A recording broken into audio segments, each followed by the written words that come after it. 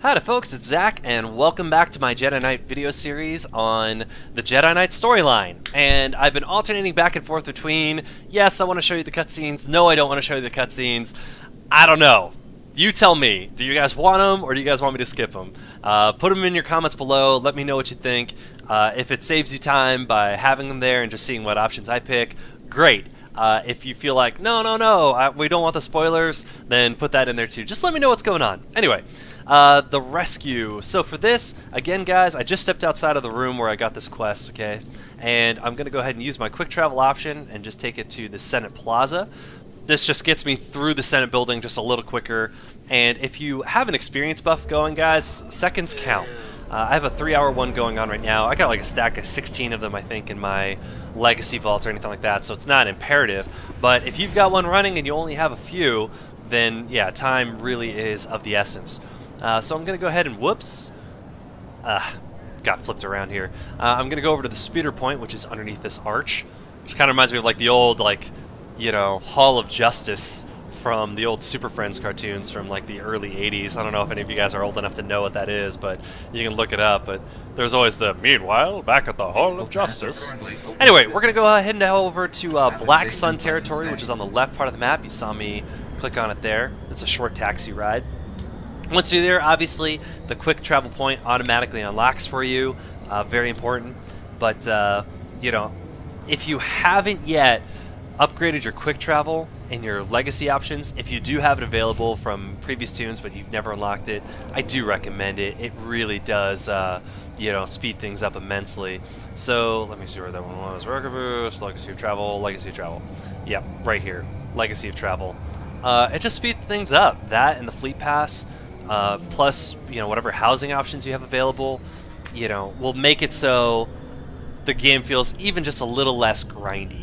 And that's important, you know. MMOs, you want to enjoy the story in this game, and you know, don't want to spend half your life trying to get from point A to point B. Okay, so the quick travel point's right here. I don't need to click on it because I already have it. I'm going to follow this elevator down. Alright, so in Black Sun territory, what I've noticed the most is that you usually have groups of mobs spread out across a little bit of area. So what's going to happen is if you attack one, just expect there's going to be an outlier. So you have like these two guys together, but then you have a third guy over here to the side. It prevents you from using moves like Smash, you know, to the fullest extent. Like right there, the group I just passed through. You can kind of see that there was two on one side, one on the other. So just kind of be aware of that. That when you are pulling groups, very rarely in this area are you going to have them all within smashable range. There are a few strong type bad guys on the way to this quest, but nothing really that you can't handle. Do enjoy some of these, you know, cool graffiti and logos and etc. Also, this area is not quite as good at gathering as the previous area was, but it is still very doable. If no one else is running around gathering these resources, and this is your first time through the game and you don't have these resources available on other characters, take some time. You know, go hit those points, raise up your skill, get some mats, and learn to start crafting. If you've already been through this game a few times, and this is just another character for you, but you've never been through the Jedi Knight storyline, then, you know, feel free to just kind of skip them. That's what I'm doing right now. Alright, up the ramp. Alright, we're heading into the main body of the area here. There's a few twists and turns, but do know that if you do need to return to Med Center, you will arrive right here by this medical droid. Let's see some guy here. His buffs look pretty good. As a courtesy, you may see me stop and do that. If you see me stop and just buff another player, that's just me being nice. I feel like that's just a friendly gesture to make when you see other players running around. Especially if you see new players that don't have those buffs. That's just a nice way to be nice. Alright, moving right along. Alright, you'll also notice too, guys, I don't tackle everything in sight. If I can skip around it, I probably will.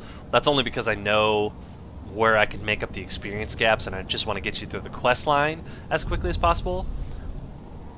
But by all means, feel free to take out every group of trash you see if you want the experience, especially if you've got the rested boost. The rested boost only applies towards your kills. Alright, so here we are.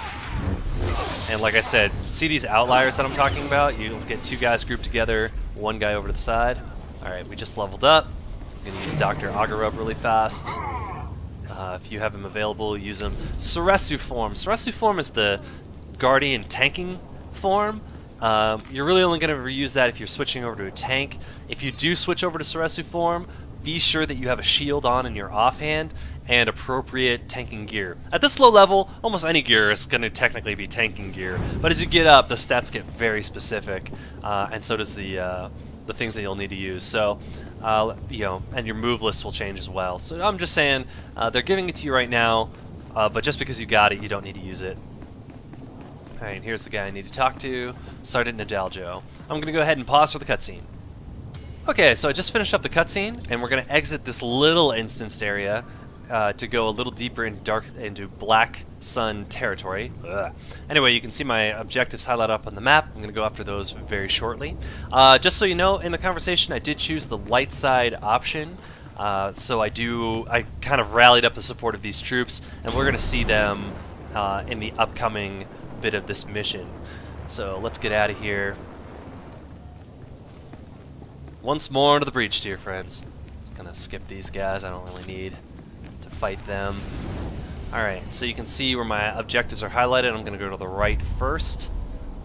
Oh, look at that. Completely unguarded. Very nice. Adios. That's the northwest. You do have to get through this trash barricade. Alright, and so for this I am gonna go ahead and attack this group.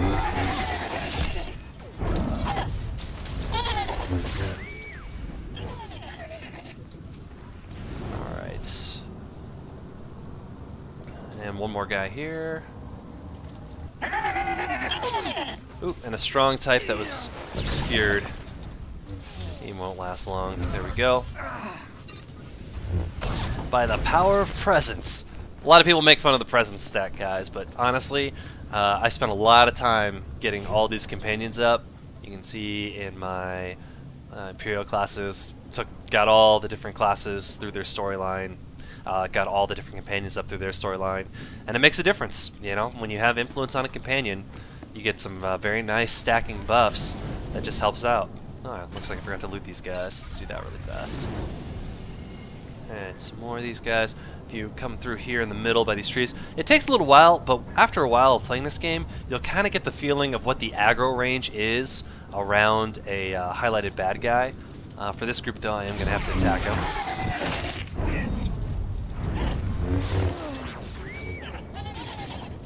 Alright. And like once you finally kind of get the feel of it, you can pretty much pick and choose which battles you want to face, which is kind of nice, especially if you just kind of want to tear through something. Alright, so for this pull, I got one strong type bad guy. I'm going to put... Whoop. Going to put my droid on him while I take out the scrubs. Perfect. Alright, so like I talked about in the chapter Kidnapped, at early levels, that's definitely a strategy you can use, is to actively send your companion to take out one type of bad guy while you take out the rest. Your companions, especially if you pump them up full of influence, you know, can have a very, very deep health pool and enough attack power to hold on to that guy for you for a little bit. And sometimes, depending on, especially on the class you're playing, Jedi Knights are pretty tough, but if you play, say, as a Sentinel or as a Sage, somebody with like light armor, sometimes those stronger type guys can lay into you faster than they would on a companion. So it can be beneficial sometimes to throw your companion at them first. Alright, so I'm stepping into this phase. Alright, we should have some action here in a second. Coming around the corner. Here we go. Alright, so I'm going to go ahead and talk to this guy. Okay, so after a brief cutscene, you're going to go ahead and get into the fight here. You're not alone in this fight. The soldiers that you recruited in the last part are here to help. Shoot at some targets too. Thank you, light side options. Alright, I'm going to go ahead and talk to Sergeant Nadaljo. Okay, and after that cutscene, you're going to go ahead and travel back to the Senate Tower. Now, I kind of glossed over the... what's it called? The cutscenes for this, I glossed right over the cutscenes for this. But do pay attention to the storyline here, guys, because what happens here on Coruscant is going to set up your path as a Jedi Knight for the entirety of the whole first act, which goes for quite a few planets. So do pay attention to that part of the storyline. It is pretty good. I'm not showing it here. I'm trying to avoid some spoilers in this part. I was showing all the cutscenes originally, but yeah, to make these videos a little bit easier to handle, I'm not showing them right now. But I am gonna just verbally mention, like, hey, check this out. This planet's cutscenes are the ones that set up this entire, section of the game for you. All right, so we're gonna go back to the same room we've been going to, right over here. I'm gonna use rocket boost to get there.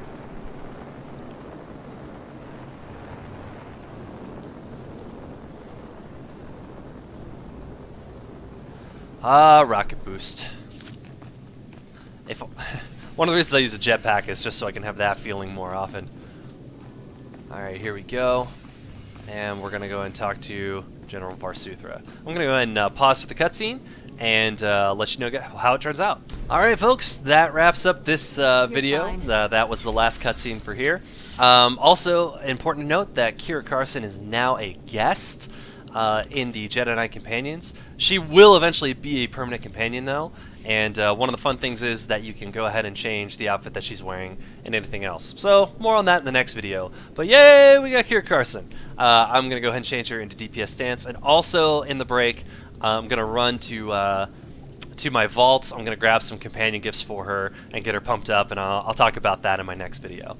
For my reward for this, I'm going to go ahead and, just because I think this vest is pretty much ugly as sin, I'm going to go ahead and obviously choose the data crystals and choose my own gear. Thank you very much, BioWare. Anyway, I hope you guys enjoyed this video. If you did, please go ahead and like my page and subscribe, and please put in the comment areas, do you want me to show the cutscenes or not? That's kind of the big burning question here. I want to do what is best for you guys, and if you guys like the cutscenes, you want to see what's happening, let me know. Alright, you guys are great. I love you. Take care, and we will see you next time.